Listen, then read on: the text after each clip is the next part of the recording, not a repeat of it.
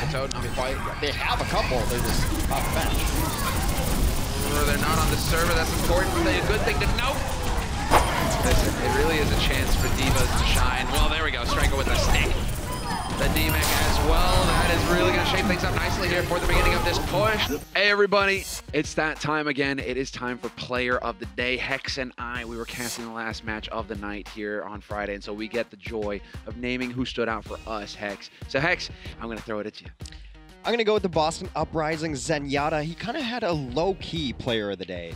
He didn't die a whole lot, was able to defend himself in the backline, and we talk so much about Boston's dive and why that's all Winston and it's all Tracer, but you need the Orb of Discord, you need the Orb of Healing, and he was quiet, kept himself alive throughout the most part, but when it really came down to it, on the 5th and final map of Ilios, he was absolutely harassing the DPS on the other team. He was getting Orb volley kills early on Asun, and the 3rd stage of the final match, he came up huge and made Agility's life miserable on the Genji. He got almost nothing done.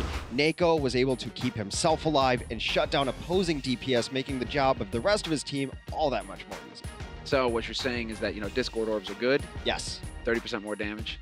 Melting tanks, melting soon. Yes. Check, check, check. Neko, Player of the Day. And Harmony orbs are good when the rest of your team is diving away from you and then kicking people in the face when you're all alone, facing down soon. Also very good. I mean, the man was wearing the hobnails today, man. He had the boot. He was ready. It might as well have been an episode of The Simpsons up in here.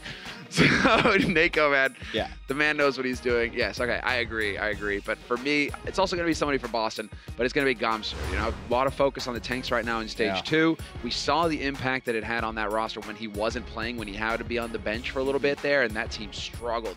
All of a sudden, he comes back in, and Boston, they're revitalized. And the big reason why is because this guy, you had Valiant literally trying to play a strategy of kill Gamsu if we can, right? And that worked for a couple maps, but he was still able to just get in there and do the damage and create the space at all times. He was like a Spider-Man Winston, too. They don't know where he is, and all of a sudden he just drops down on him, a casual 3-kill. He just made it look easy. Yeah, no, he really did make it look easy today. The whole team was rallying behind him, but he led the charge, never flinched, and I think he really stood out for me. That's what allowed for, especially in the last map, that's what allowed for Boston to secure the win in overtime versus Los Angeles Valiant. So, Gamsu for me, Neko for you, and well, you guys are going to get to make up your own because we got more great matches coming up. So we'll see you next time.